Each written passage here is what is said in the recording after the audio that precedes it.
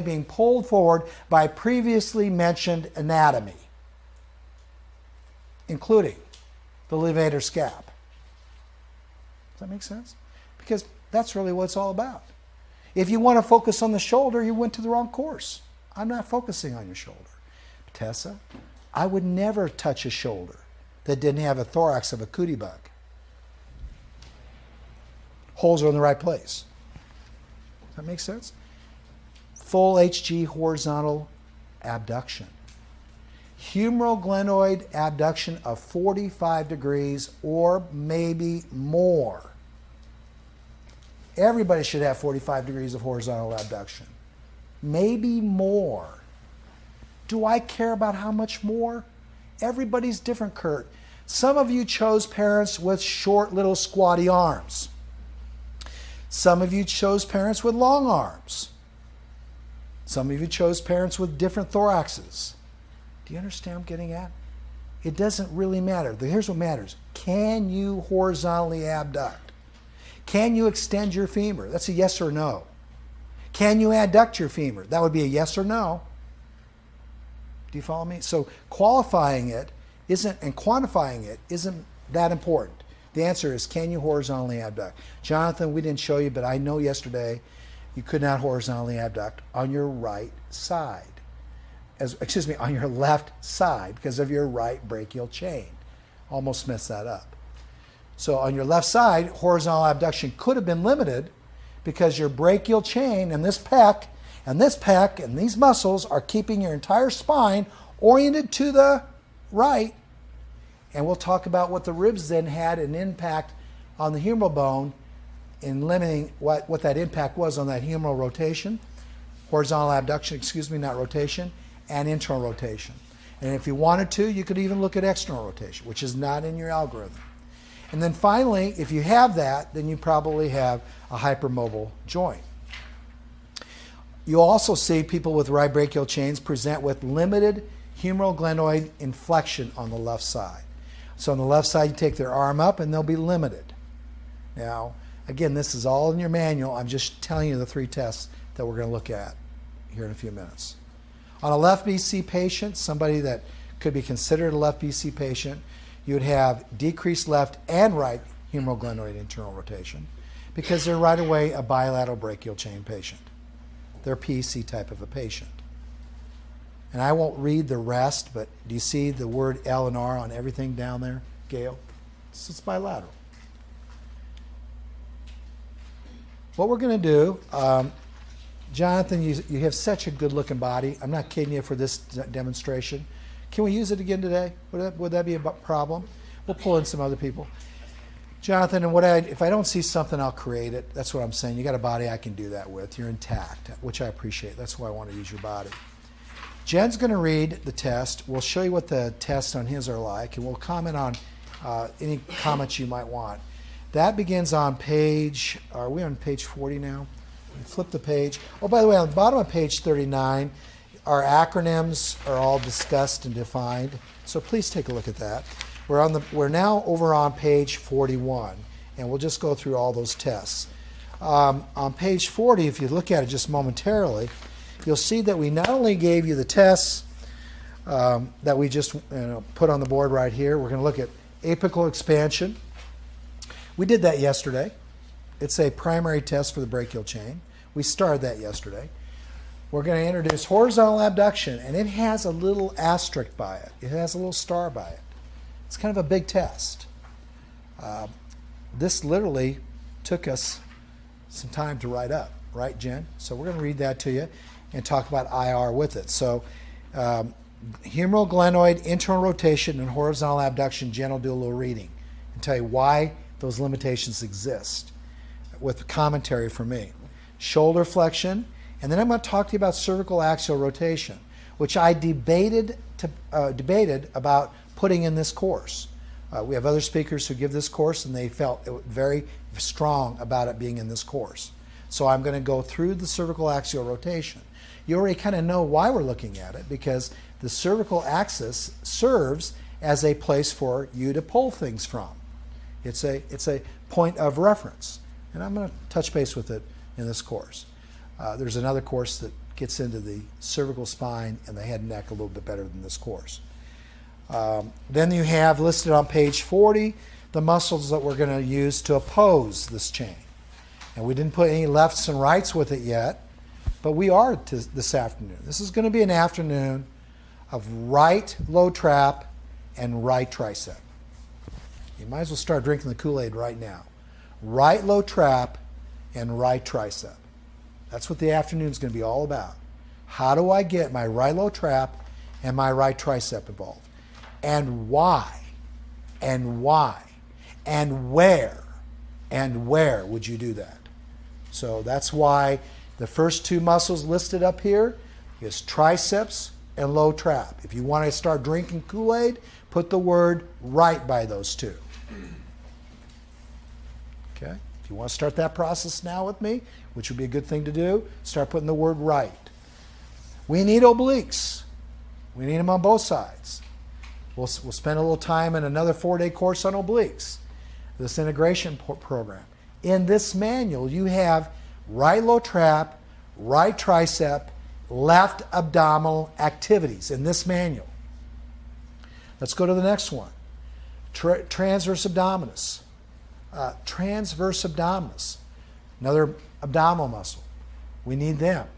They pull ribs down and in to help with trunk rotation. We're going to kick those in on the left side. The serratus anterior in this course, the right low right trap and the right triceps will be using both or either the right or left serratus anterior. So I just want to make sure you know what's coming up as far as what's on page 40. And then finally, the techniques are listed on page 40. I don't believe the next slide will do that. Yeah, the techniques are listed on page 40. All the AIC techniques that we went over yesterday, we didn't. We went over one. I'll finish the other two up today with demonstration. In lab, we're going to learn how to do two manual techniques. We're going to learn how to do the superior T4 technique today and the subclavius technique. And I think it's for obvious purposes based on what we heard this morning.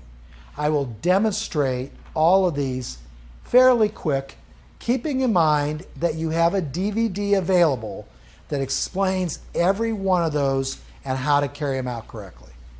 Okay? It doesn't really make sense to go through all of these tests if we don't understand these first 3 or 4. Okay?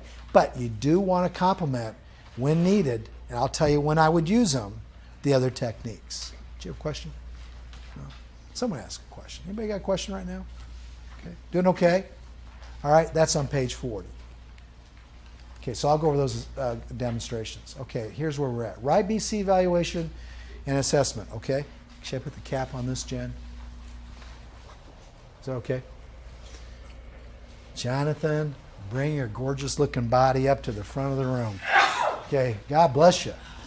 Let me grab a sheet.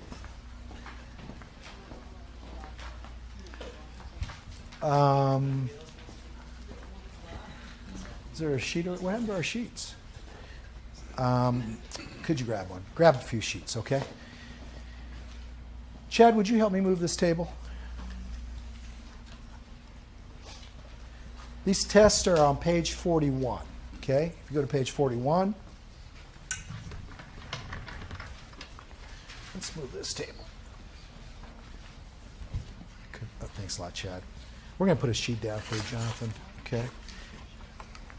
First test on page 41 is called what? Apical expansion. Okay. Before we get the sheet on here, get Chad on here, Jonathan on here. Before we get Jonathan on here, let's see, Joe, Chad, and now you're Jonathan. Which is the real you? Before we get him up here, let's think about right apical expansion. Tess, that's kind of you now, okay? It's the only thing that matters, okay? It's you, okay? It's you guys. How are you doing? How are you doing? In other words, how is your apical expansion coming along? Been working on it? You know what I mean? How's your left diaphragm doing? Is your left diaphragm getting air in your right apical expansion? That's what I'm asking you. You don't know it, but how are you doing? How are you feeling? Where do you hurt? You still hurt in the same places? I may be asking myself, they're still hurting the same places. I know I gave them a pretty good exercise routine, but I bet they're not breathing. They're still hurting the same places. What's the right apical? Before we read it again, what's the right apical test primarily tell us after the discussion we had today? What's it primarily going to tell us? What are the tests that underneath the apical expansion test today tell us? What are we going to be looking at today? Anybody? Huh? Whether they can get air into the right chest. That's a good answer. What else is it telling us today? What do you think else is going to tell us today?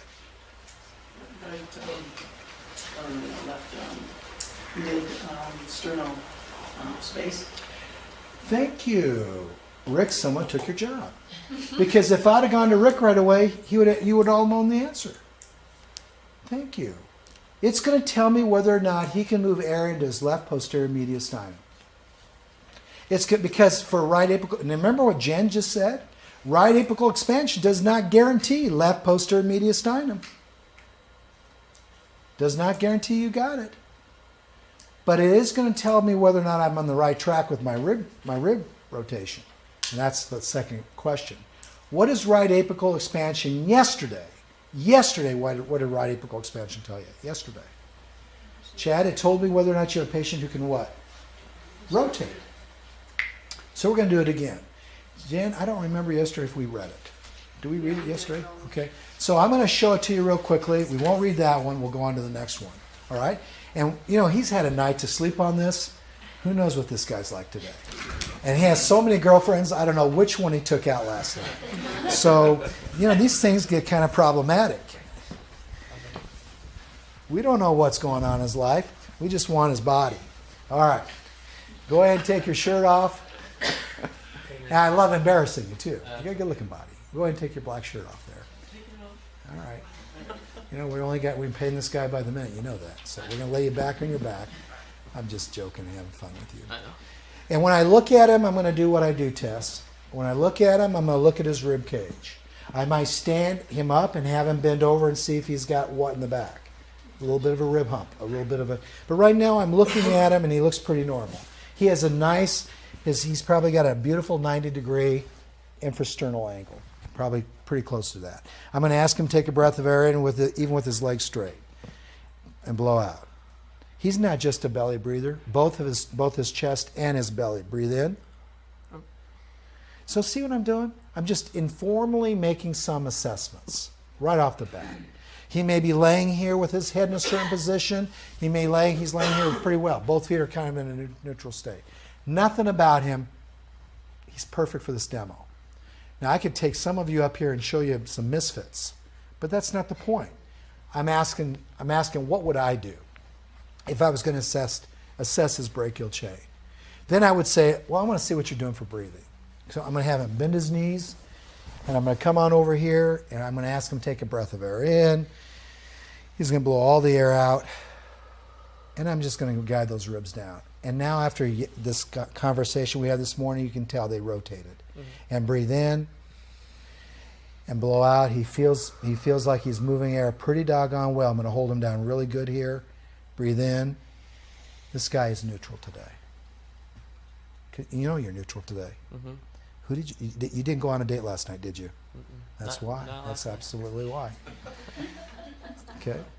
He's completely neutral today. I'm going to mess him up, but right now he's doing pretty well. He can get air on that right side. Maybe it was the lab yesterday that helped him. Maybe. How do we know?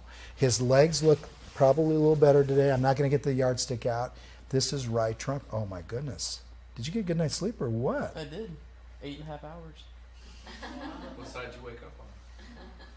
That's a good question. Because he is totally different than yesterday. He's more limited that way. Do you feel it? Yeah, I do. So whatever we did to him, he took home and slept on it. Did good. Still going to use you. Perfect patient. Yeah, kind of. You are a perfect patient. Are there any questions about apical expansion? Let's go on to the next test. Jen, what's the next test? Go ahead. You want me to read how to do it or read? Did we do this yesterday on the apical expansion on how to do it? No, we didn't read any of them how to do it. I read the what is causing it. Oh, I see. I think in today, because of the brachial chain, we're going to read